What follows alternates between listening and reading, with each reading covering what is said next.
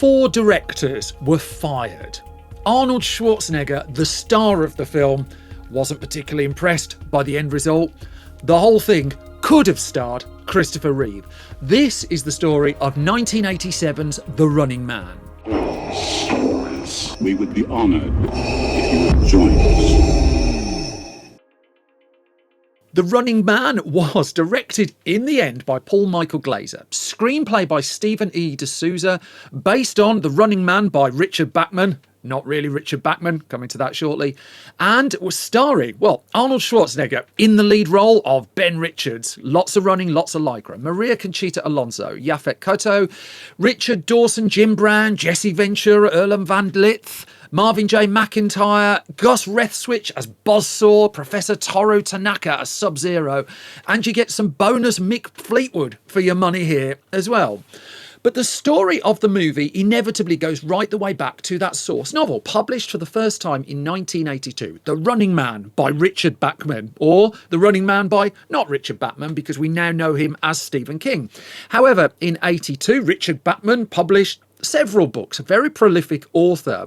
The first draft of The Running Man was said to have been written in under a week and then refined over the course of a month or so. And I mean, lots of Richard Bachman text has come to prominence of late. I mean, at the point I'm recording, The Long Walk is still in cinemas, based on a book by not Richard Bachman. But one of the earliest fans of The Running Man was a first-time movie producer by the name of George Linder. Now, George Linder helpfully had that thing that movie producers could use. He had cash, and a lot of cash. I'll come to why shortly. And he offered an initial option of $20,000 to option the book, then $100,000 for the movie rights. Now, this was a lot of money for a book from an unknown author, but he paid the bill, not particularly understanding why it was so expensive, but the reason would become clear. Because in 1985, Richard Bachman was revealed to be Stephen King. Now we understand why it's a bit more expensive. So that price tag made a bit more sense. That notwithstanding, George Linder had the screen rights to doing The Running Man and was keen to get it moving. I mean, we moved this story forward to 1985, and screenplay work had been ongoing, coming to that shortly. But, I mean, the trade reports at that point were saying that the role of Ben Richards, the lycra-wearing lead in the film, had been offered and accepted by Christopher Reeve. And in fact, it was reported in August of 1985, not just that Christopher Reeve was signing up to take the lead in The Running Man, but that shooting was going to get underway in September of 85. Film could be out in cinemas in 86, and yet it wasn't. Because that plan hit a problem, and there was a delay in the start of filming. That notwithstanding, still quite ambitious. It was going to be delayed to January of 1986, and the idea was that they would move to a shopping mall in Canada to shoot loads of the film. They could do that at the start of 86, and Canada would play host for the bulk of the production. However, also at the start of 1986, though, came not just a casting change, but one hell of a tonal change as well. Because in January of that year, Christopher Reeve was out. And at this point, Arnold Schwarzenegger was a man on the rise. Now, The Terminator clearly had helped, but you go through his credit. Conan the Barbarian in 82, that helped. The Terminator in 84. He had Red Sonja, but particularly Commando in 85, Raw Deal in 86. He'd signed up to make this film called Predator. Wonder how that would turn out. And if you go into Arnold Schwarzenegger's memoir, fairly early on actually, he talks about his drive to keep increasing his salary, and he lists it like a high score table in his book about how he got paid $3 million for Predator, then he'd be paid $5 million for Running Man and for Red Heat, and then after that $10 million for Total Recall. But also, when you're attaching Arnold Schwarzenegger to your film rather than Christopher Reeve, I'm going to politely suggest that Arnold Schwarzenegger is a better action star, Christopher Reeve a better actor. I think most could agree on that. That also changes the tone of the film, because the expectation now is an Arnold Schwarzenegger action vehicle. The source book, though, isn't that. The source book is set, for instance, and the Christopher Reeve interpretation, screen interpretation, was going to be set over 30 days. And it would tell the story of an unemployed man who was trying to feed his family and thus takes part in this televised spectacle, The Running Man, to try and do that. By the time it had been retooled for Arnold Schwarzenegger, the darkness, the grit, Well, that was gone. Instead, what you had is a story that was basically crammed into 3 hours, not running time, but the actual time in the film. Schwarzenegger's Ben Richards is now an innocent criminal. I love this run, actually, of Hollywood stars who start in prison and they go to great lengths to show you how innocent they are. Look at Sylvester Stallone in Lock Up. Look at Christopher Lambert in The Mighty Fortress, but I call it The Mighty Fortress.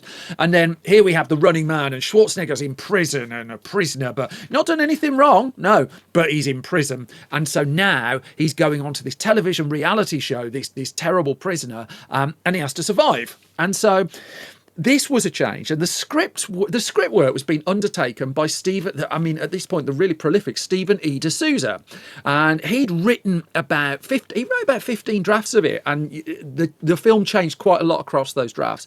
But he did a really extensive interview with the website Screen Anarchy that I encourage you to seek out.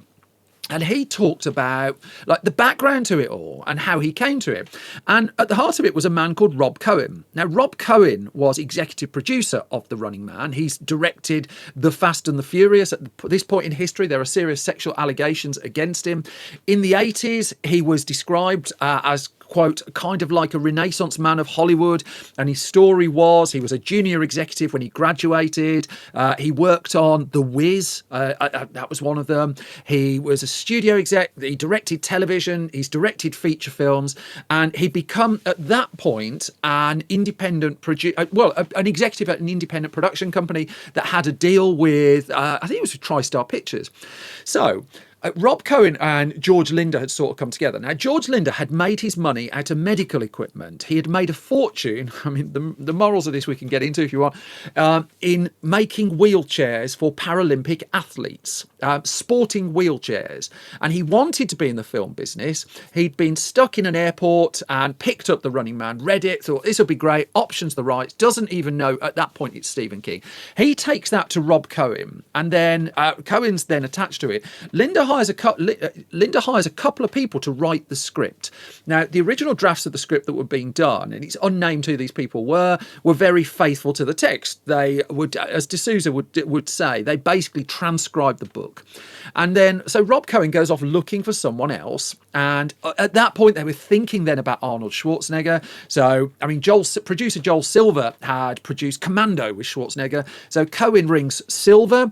Silver had worked with Stephen E. D'Souza on films like 48 Hours and Commando, would do Die Hard 2. And so Joel Silver gives Rob Cohen this glowing recommendation, hire this writer. And so D'Souza takes delivery of the book, the existing screenplay, looked at it, and he was the one who just said, there is a tonal misjudgment here. You're now attaching Arnold Schwarzenegger to this. He didn't quite recognise, as he told Screen Anarchy, Stephen King's take on television either. And as I'm to put it in D'Souza's words, he said, it wasn't like I'm here to, what's that say? We all over Stephen King. I'm saying we got a star. It has to fit him. And there's obvious stuff. And that obvious stuff included the fact that the producer of The Running Man show in the film itself and the host are two characters in the book. They should be one character in the film, you know, and he described that as simple economy. The host, you look at any game show, the host is a producer by the second season. And so he kind of made that change as well. But also, D'Souza said most of the changes from the book to the movie, and there are a lot of changes, were because of the reality of who we're casting and the genre of movie we're making. And he said, forget the bizarre convergence of reality in this movie where there's lines like, get me the Justice Department Entertainment Division. He says, you can't get it. And so there's stuff in there like, get me the president's agent and all these little lines and stuff. And D'Souza just kind of like played with this, tailored it a lot more for Schwarzenegger. And so the plan then, well, it clearly wasn't going to start shooting the original start of 86, but they did want to shoot it. In fact, they needed to shoot it the back end of 1986, and they needed a director, right? And boy, did they go through a few of them. And so just to give you a flavour of some, at the start of January 1986, the man set to direct was George P. Cosmatos. Now, he just scored this hit with Sylvester Stallone and Rambo First Blood Part 2. However, by the end of January 1986, he was not the director anymore. He was the first, but not the last, to be fired over creative differences. And then over the coming months, other directors came onto the project with this start date coming up in the autumn. Perhaps one of the most left field was a British British director by the name of Ferdinand Fairfax. And he was best known for his 1981 movie, Winston Churchill, The Wilderness Years. And he was approached about directing The Running Man. He got a bit far down the road as well. I mean, he started storyboarding until creative differences. Off he goes. So filming pushed to the autumn of 86 and they needed someone fast. And by June of 1986, they didn't have a director. They had a script, they had a star. I mean, it was casting, but they didn't have a director. By September of 1986, they did. They settled upon a guy called Andrew Davis. Now, Andrew Davis would go on to do things like Under Siege. He would do The Fugitive. He would work with Arnold Schwarzenegger on Collateral Damage. But at this point, he just had a hit with a Chuck Norris movie called Code of Silence. And Rob Cohen reached out to him. Andrew Davis gets the job, and so he's now directing the movie. It wasn't now going to shoot in Canada. That idea had been scrapped. Let's just take it back to Los Angeles. Let's get it on sound stages, do some location stuff in the California area to get like the prison sequences and stuff. Meanwhile, the cast come in. I mean, they needed a television host really to play the television host. So Damon Killian is the character. They settled on Richard Dawson, who in America he'd hosted the TV quiz show Family Feud for some time. Looked inspired piece of casting. I'd suggest it was as well. Jim Brown, former American football star, he comes in, for instance. And meanwhile, a lot of the pre-production work is on this kind of futuristic game show that they're doing, not least the tunnel that launches the character of Ben Richards into the Running Man game. Now, this was built, a 260-foot small tunnel was built for that, and then to get the illusion of speed, they shot it at 6 frames per second, sped it up, and there's Ben Richards, zip, straight into the Running Man. Filming begins August of 1986. It's just not smooth. And the story is, within 1 week, Andrew Davis, the director of the film, had been fired. It was a decision made by the producers and the studio executives. It was set up at TriStar. And Arnold Schwarzenegger, for one, was not happy about this at all. As he wrote in his book, Total Recall, My Unbelievably True Life Story, he said, the producers and studio executives staged a coup on the set while I was away for a few days promoting the springtime bodybuilding championships in Columbus. I was doing the same. By the time I came back, wrote Schwarzenegger, Schwarzenegger's ghostwriter, they'd replaced Andy with Paul Michael Glazer, who'd gotten into directing TV shows after being an actor on TV, Starsky and Hutch. He'd never directed a movie, but he was available, and so he was hired. Schwarzenegger said it was a terrible decision. Come back to that shortly. Now, Rob Cohen would then go out into the Hollywood trade press and say, after 8 days of filming, Andrew Davis was $400,000 over budget, 4 days behind schedule, and it wasn't moving fast enough. They needed a quick solution. Now, I've interviewed Andrew Davis and I asked him about this the back end of last year. And I mean, he laughed about the fact he was the 4th director in the end that they'd fired by this point. He made some comments that he felt it was a little bit odd about the producers and the financing and what was going on behind the scenes of the film. But they paid him off. He was fired. Off he went. He went on to do the first of his Steven Seagal films at that point. But as he told me, they kept saying, you just worry about directing the movie, we'll worry about everything else. But the problems he was up against that were causing delays, he said Adidas was supposed to deliver the clothes. There were no clothes ready and Arnold had nothing to wear. So Davis explained to me, we're doing this ice skating sequence, so all of my stuff is in the movie. He did shoot things, they made the final cut. But the delays were caused by the basics they needed to shoot some of the stuff just weren't on set. And he was told not to focus on that. You film the film. That notwithstanding, week in, off he went. So Cohen at that point had already approached Paul Michael Glazer. And Paul Michael Glazer had been approached around the time Andrew Davis was offered the job as well.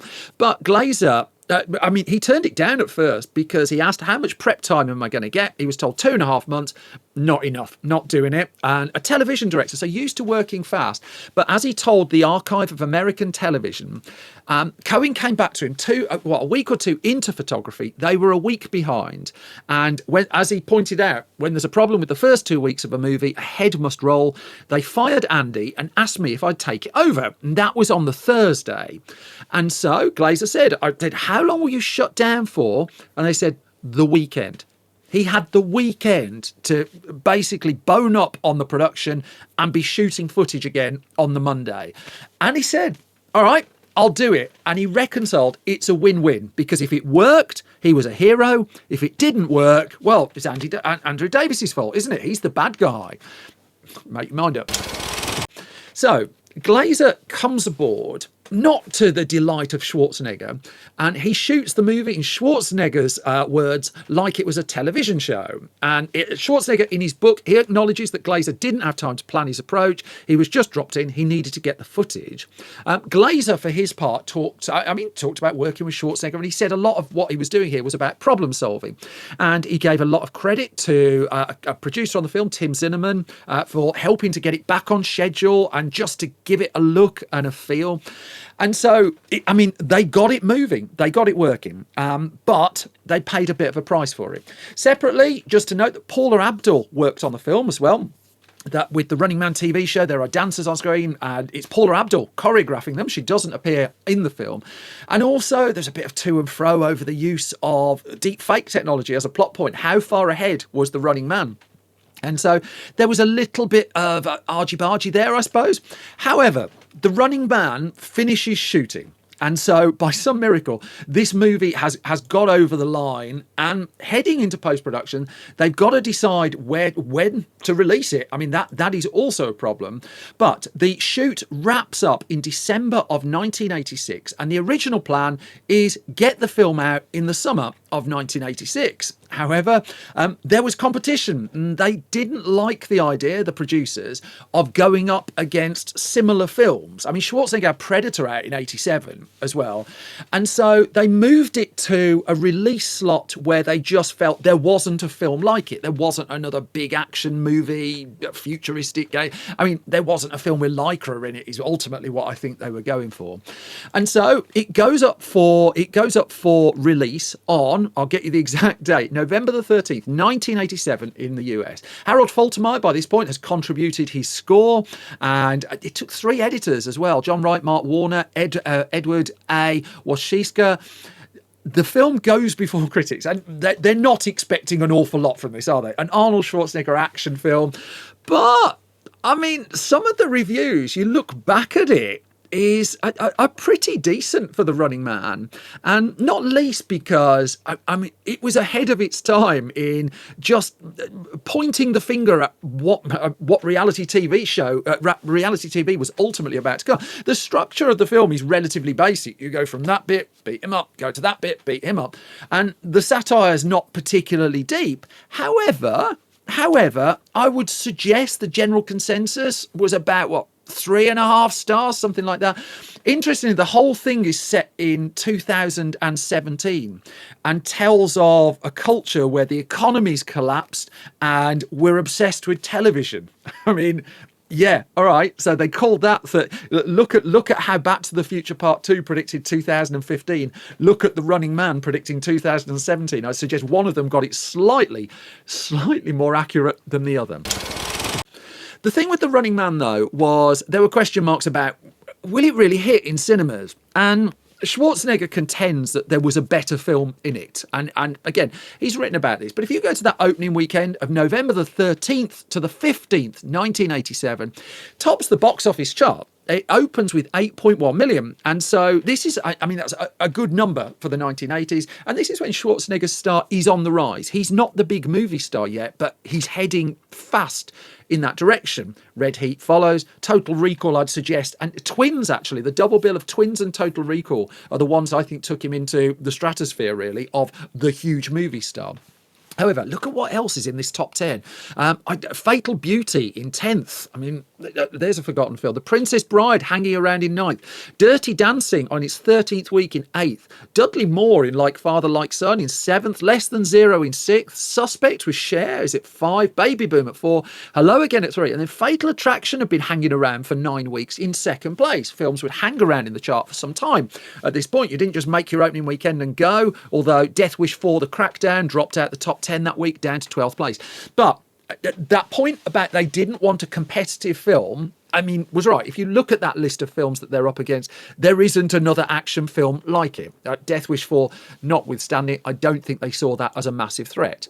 The following week, it was the same as well. The new releases the following week, I mean, The Running Man holds the top spot. The big new release is a re-release of Disney's Cinderella. Flowers in the Attic comes out. Nuts comes out. Teen Wolf 2, T-O-O, comes out. There's an opening, a limited opening for The Last Emperor that would go on to Oscar Gold.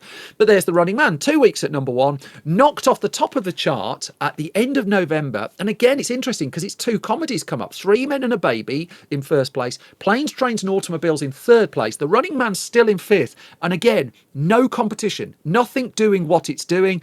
No new major releases the following week. Happily sits in fifth place. And then, what is it? Throw Mama from the Train, Wall Street, Empire of the Sun. The scheduling of The Running Man was pretty inspired because you go right through that winter season in 87. Eddie Murphy, Raw, Batteries Not Included, hugely underrated film that. Broadcast News, Moonstruck.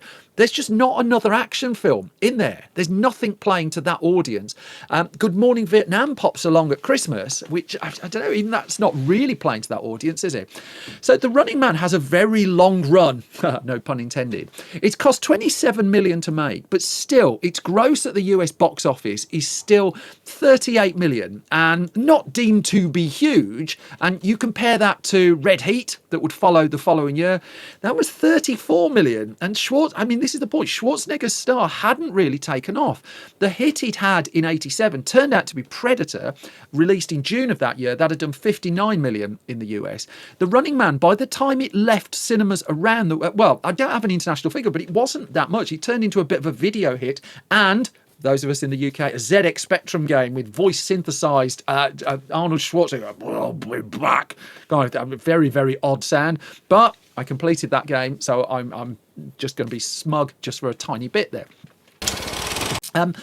Schwarzenegger would reflect on the film and he would talk about it. He would get, the key to him was the wrong director. And he said, in TV, they hire you and the next week you shoot, and that's all he was able to do. And he says, as a result, The Running Man didn't turn out as well as it should have, with such a terrific concept. And it is a terrific concept. It should have been a $150 million movie. Instead, the film, these are his words, was totally screwed up by hiring a first-time director and not giving him time to prepare. Stephen King, too, was not overjoyed with the adaptation. His beef, again, not unreasonable, was The Running Man, the 1987 film, was incredibly different from the book. And right through to the ending, I mean, if you've gone anywhere near the book, I mean, it's almost like they're parallel projects that happen to have a few crossover bits to them. And it kind of brings us to now, here in 2025. Now, I've always really enjoyed The Running Man, and its audience has continued to build. They've released it on 4K disc. There's one behind me on the shelf. Now, though, because it's left so much of the book untapped, at the point I'm recording this, Edgar Wright has locked, I believe, picture locked his new take on The Running Man, which is more of an everyman, less action movie star in Glenn Powell, which immediately changes the tone.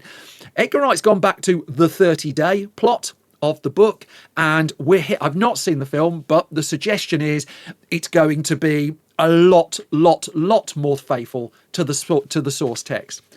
All that notwithstanding, though, the one thing, I think Edgar Wright's got a bit of a challenge on his hands, and he may well meet it. I mean, his catalogue stands for itself. I think 1987's The Running Man is an enormous amount of fun. And sure, it could have been shot in a different way. Any of the other directors could have made it slightly different. But there's something, I don't know, I disagree with Schwarzenegger. It might not be the most brilliantly directed film out there. I don't think anyone's taken a bullet for that. But there's something about a television director directing a film at breakneck speed, with running in the title, about the future of television.